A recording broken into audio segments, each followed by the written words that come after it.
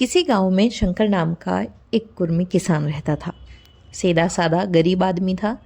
अपने काम से काम, ना किसी के लेने में ना किसी के देने में। छक्का पंजा न जानता था। छल प्रपंच की तो उसे छूत भी न लगती थी। ठगे जाने की चिंता न थी। ठग विद्या न जानता था। भोजन मिला खा लिया, ना मिला चबेने पर काट दी। चबेना भी ना मिला तो पानी पी लिया और राम का नाम लेकर सो रहा। किंतु जब कोई अतिथि द्वार पर आ जाता तो उसे इस निवृत्ति मार्ग का त्याग करना पड़ता। विशेषकर जब साधु महात्मा आते थे तो उसे अनिर्व्यात सांसारिकता की शरण लेनी पड़ती। खुद भूखा सो सकता था, पर साधु को कैसे भूखा सुलाता? भगवान के भक्त जो ठहरे। एक दिन संध्या समय एक महात्मा ने आकर उसके द्वार पर डेरा जमाया। तेजस्वी मूर्ति थी, पीताम्बर गले में, जटा सिर पर, पीतल का कमंडल हाथ में, खड़ाऊ पैर में, ऐनक आंखों पर। संपूर्ण वेश उन महात्माओं का सा था जो रईसों के प्रासादों में तपस्या, हवा गाड़ियों पर देवस्थानों की परिक्रमा और योग सिद्धि प्राप्त करने के लिए रुचिकर भोजन करते हैं। घर में जौ का आटा था, वह उन्हें कैसे खिलाता? प्राचीन काल में जौ का चाहे जो कुछ महत्व रहा हो, पर वर्तमान युग में जौ का भोजन सिद्ध पुरुषों के लिए दुष्पाच्य होता है। बड़ी चिंता हुई, महात्मा जी को क्या खिलाऊं? आखिर निश्चय किया कि कहीं से गेहूं का आटा उधार लाऊं, पर गांव भर में गेहूं का आटा ना मिला। गांव में सब मनुष्य ही मनुष्य थे, देवता एक भी न था। अतएव देवताओं का खाद्य पदार्थ कैसे मिलता? सौभाग्य से गांव के विप्र महाराज के यहाँ थोड़ा सा मिल जाए। उसने 1.25 सेर गेहूं उधार लिया और स्त्री से कहा कि पीस दे। महात्मा ने भोजन किया, लंबी तान कर सोए। प्रातःकाल आशीर्वाद देकर अपनी राह ली। विप्र महाराज साल में 2 बार खलिहानी लिया करते थे।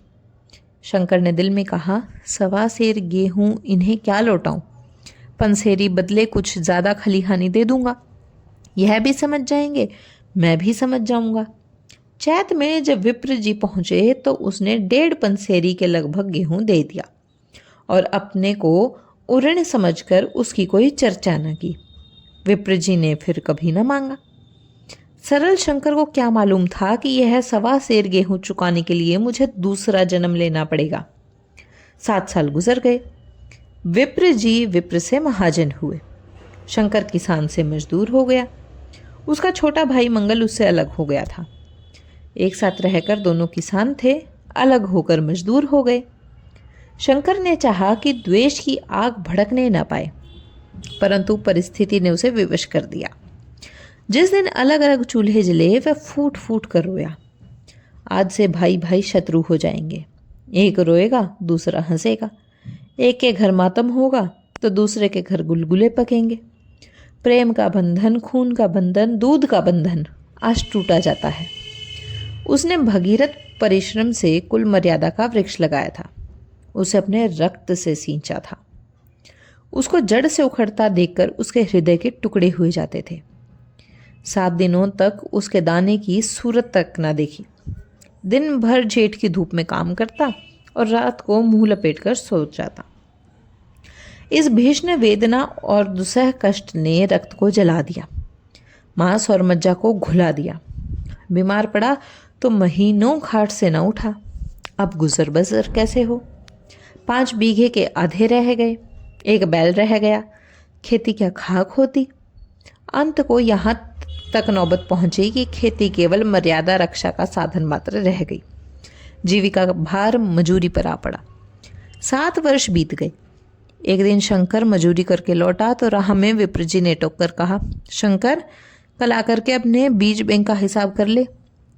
तेरे यहाँ 5.5 मन गेहूं कब के बाकी पड़े हुए हैं और तू देने का नाम नहीं लेता।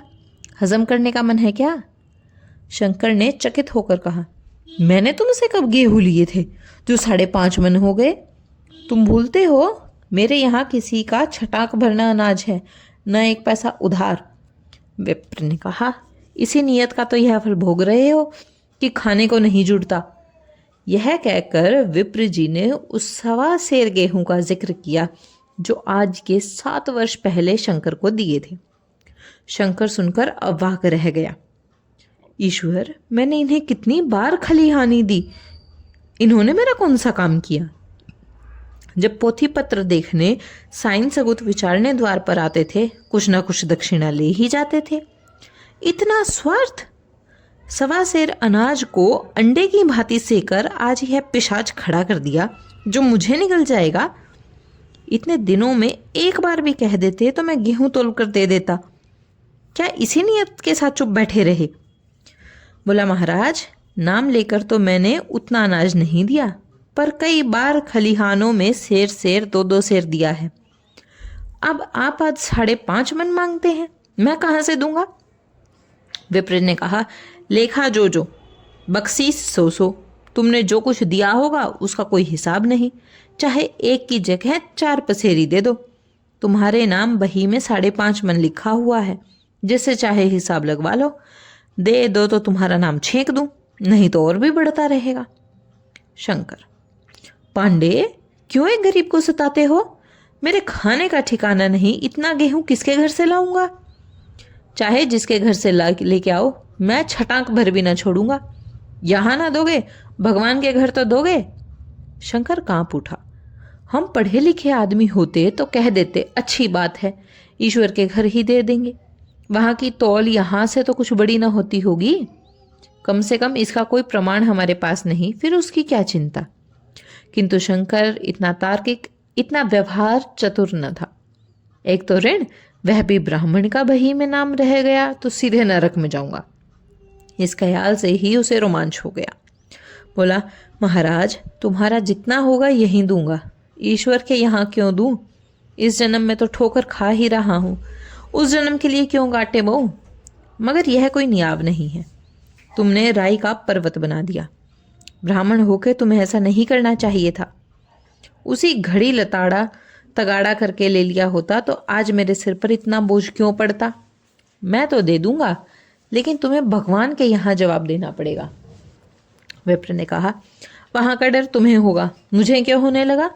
वहां तो सब अपने ही भाई बंधु हैं, ऋषि मुनि सब तो ब्राह्मण ही हैं, देवता ब्राह्मण हैं, जो कुछ बने बिगड़ेगी संभाल लेंगे। तो कब देते हो? मेरे पास रखा तो है नहीं, किसी से मांग जांच कर लाऊंगा तभी ना दूंगा।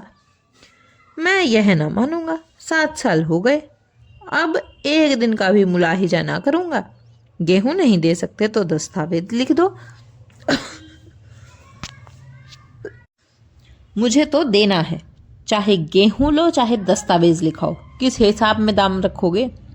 बाजार भाव 5 सेर का है, तो मैं 5.25 सेर का काट दूंगा। जब दे ही रहा हूं तो बाजार भाव काटूंगा, पाव पर छुड़ा कर क्यों दोषी बनूं? हिसाब लगाया गया तो गेहूं के दाम 60 हुए। 60 का दस्तावेज लिखा गया। सैकड़े सूद, साल भर में ना देने पर सूद की दर 2.5 रुपये। गांव भर में विप्र जी की निंदा की, लेकिन मुंह पर नहीं। महाजन से सभी को काम पड़ता है, कौन उसके मुंह पर आए? शंकर ने साल भर तक कठिन तपस्या की। मियाद के पहले रुपए अदा करने का उसने व्रत सा कर लिया। दोपहर को पहले भी चूल्हा न जलता था, चबेने पर बसर होती, अब वह भी बंद हुआ। केवल लड़के के लिए रात को रोटियां रख दी जाती। पैसे रोज का तंबाकू पी जाता था। यही एक व्यसन था जिसका वह कभी न त्याग कर सका। अब वह व्यसन भी इस कठिन पर व्रत की भेंट हो गया। उसने चिलम पटक दी, हुक्का तोड़ दिया और तंबाकू की हांडी चूर चूर कर डाली। कपड़े पहले भी त्याग की चरम सीमा पर पहुंच चुके थे। अब वह प्रकृति की न्यूनतम रेखाओं में आबद्ध हो गए। शिशिर की अस्थिभेदक शीत को उसने आग ताप कर काट दिया। इस संकल्प का फल आशा से बढ़कर निकला। साल के अंत में उसके पास 60 रुपये जमा हो गए।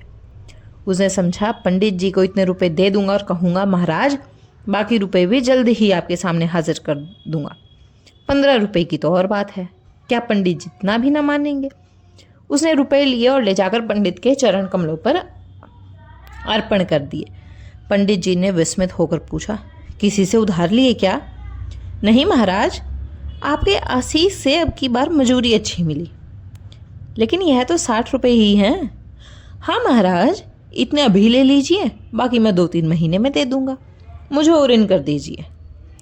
उरिन तो जब ही होगे जब मेरी कौड़ी कौड़ी चुका दोगे। जाकर मेरे 15 रुपये और लाओ। महाराज, इतनी दया करो, अब सांझ की रोटियों का भी ठिकाना नहीं है। गांव में हूं तो कभी ना कभी दे ही दूंगा। विप्र ने कहा, मैं यह रोग नहीं पालता, ना बहुत बातें करना जानता हूं। अगर मेरे पूरे रुपए ना मिले तो आज से 3 रुपये सैकड़े का ब्याज लगेगा। अपने रुपए चाहे अपने घर में रखो, चाहे मेरे यहाँ छोड़ जाओ। अच्छा, जितना लाया हूं उतना रख लीजिए, मैं जाता हूं, कहीं से 15 रुपये और लाने की फिक्र करता हूं। शंकर ने सारा गांव छान मारा, मगर किसी ने रुपए न दिए। इसलिए नहीं कि उसका विश्वास न था या किसी के पास रुपए नहीं थे, बल्कि इसलिए कि पंडित जी के शिकार को छेड़ने की किसी में हिम्मत न थी। क्रिया के पश्चात नैसर्गिक नियम है। शंकर साल भर तक तपस्या करने पर भी जब ऋण से मुक्त होने में सफल न हो सका तो उसका संयम निराशा के रूप में परिणत हो गया। उसने समझ लिया कि जब इतना कष्ट सहने पर भी साल भर में 60 रुपये से अधिक न जमा कर सका तो अब कौन सा उपाय है जिसके द्वारा इसके दूने रुपए जमा हों। जब सिर पर ऋण का बोझ ही लदना है तो क्या मन भर का और क्या सवा मन का। उसका उत्साह क्षीण हो गया, मेहनत से घृणा हो गई। आशा उत्साह की जननी है। आशा में तेज है, बल है, जीवन है। आशा ही संसार की संचालक है। शंकर आशाहीन होकर उदासीन हो गया। वह ज़रूरतें जिनको उसने साल भर तक टाल रखा था अब द्वार पर खड़ी होने वाली भिखारिणी न थी, बल्कि छाती पर सवार होने वाली पिशाचनियाँ थी, जो अपनी भेंट लिए बिना जान नहीं छोड़ती। कपड़ों में चकतियों के लगने की भी सीमा होती है। अब शंकर को चिट्ठा मिलता तो वह रुपए जमा ना करता, कभी कपड़े लाता, कभी खाने की कोई वस्तु। जहाँ पहले तंबाकू ही पिया करता था वहाँ अब गांजे और चरस का चस्का भी लगा। उसने अब रुपए अदा करने की कोई चिंता न थी, मानो उसके ऊपर किसी का एक पैसा भी नहीं आता। पहले जूड़ी चढ़ी होती थी, पर अब वह काम करने अवश्य जाता था। अब काम पर न जाने के लिए बहाना खोजता था। इस भांति 3 वर्ष निकल गए। विप्र जी महाराज ने एक बार भी तकाजा न किया। वह चतुर शिकारी की भांति अचूक निशाना लगाना चाहते थे। पहले से शिकार को चौकन्ना उनकी नीति के विरुद्ध था। एक दिन पंडित जी ने शंकर को बुलाकर हिसाब दिखाया। 60 रुपये जो जमा थे वह मिन्हा करने पर अब भी शंकर के जिम्मे 120 रुपये निकले। शंकर ने कहा, इतने रुपए तो उसी जन्म में दूंगा, इस जन्म में नहीं हो सकते। विप्र ने कहा, मैं इसी जन्म में लूंगा, मूल न सही सूद तो देना ही पड़ेगा। शंकर ने कहा, एक बैल है वो ले लीजिए, और मेरे पास क्या रखा है? मुझे बैल बधिया लेकर क्या करना है? मुझे देने तो तुम्हारे पास बहुत कुछ है। और क्या है महाराज? कुछ है, तुम तो हो। आखिर तुम भी कहीं मजूरी करने जाते हो, मुझे भी खेती के लिए मजूर रखना ही पड़ता है। सूद में तुम हमारे यहाँ काम कर लिया करो, जब सुविधा हो मूल दे देना। सच तो यूँ है कि अब तुम किसी दूसरी जगह काम करने जा नहीं सकते जब तक मेरे रुपए नहीं चुका दो। तुम्हारे पास कोई जायदाद नहीं, इतनी बड़ी गठड़ी मैं किस एतबार पर छोड़ दूँ? कौन इसका जिम्मा लेगा कि तुम मुझे महीने महीने सूद देते जाओ, और कहीं कमाकर जब तुम मुझे सूद भी नहीं दे सकते तो मूल की कौन कहे? महाराज, सूद में तो मैं काम करूँगा और खाऊंगा क्या? तुम्हारी घरवाली है, लड़के हैं, क्या वे हाथ पांव काट के बैठेंगे? रहा मैं तुम्हें आधा शेर जो रोज कलेवा के लिए दे दिया करूँगा। ओढ़ने को साल में 1 कंबल पा जाओगे, 1 मिर्जई भी बनवा दिया करूँगा, और क्या चाहिए? यह सच है कि और लोग तुम्हें 6 आने देते हैं, लेकिन मुझे ऐसी गरज नहीं है। मैं तुम्हें रुपए भर के लिए रखता हूँ। शंकर ने कुछ देर तक गहरी चिंता में पड़े रहने के बाद कहा, महाराज, यह तो जन्म भर की गुलामी हुई। गुलामी समझो चाहे मजूरी समझो, मैं अपने रुपए भराए बिना तुमको कभी ना छोड़ूंगा। तुम भागोगे तो तुम्हारा लड़का भरेगा। हाँ, जब कोई ना रहेगा तब की बात दूसरी है। इस निर्णय की कहीं अपील न थी। मजूर की जमानत कौन करता? कहीं शरण न थी, भाग कर जाता कहाँ? दूसरे दिन उसने विप्र के यहाँ काम करना शुरू कर दिया। 1.25 सेर गेहूं की बदौलत उम्र भर के लिए गुलामी की बेड़ी पैरों में डालनी पड़ी। उस अभागे को अब अगर किसी विचार से संतोष होता तो यह था कि वह मेरे पूर्व जन्म का संस्कार है। स्त्री को वे काम करने पड़ते जो उसने कभी न किए थे। बच्चे दानों को तरसते थे, लेकिन शंकर चुपचाप देखने के सिवा और कुछ न कर सकता था। वह गेहूं के दाने किसी देवता के शाप की भांति उसके सिर से न उतरे। शंकर ने विप्र जी के यहाँ 20 वर्ष तक गुलामी करने के बाद इस दुस्सार संसार से प्रस्थान किया। 120 रुपये अभी तक उसके सिर पर सवार थे। पंडित जी ने उस गरीब को ईश्वर के दरबार में कष्ट देना उचित न समझा। इतने अन्यायी, इतने निर्दयी न थे। उसके जवान बेटे की गर्दन पकड़ी। आज तक वह विप्र जी के यहाँ काम करता है। उसका उद्धार कब होगा भी या नहीं, ईश्वर ही जाने। यह एक सत्य घटना है। ऐसे शंकरों और ऐसे विप्रों से दुनिया खाली नहीं है। अगर आपको कहानी अच्छी लगी हो तो हमारे चैनल सात्विक वाणी 2.0 को सब्सक्राइब करना ना भूलें।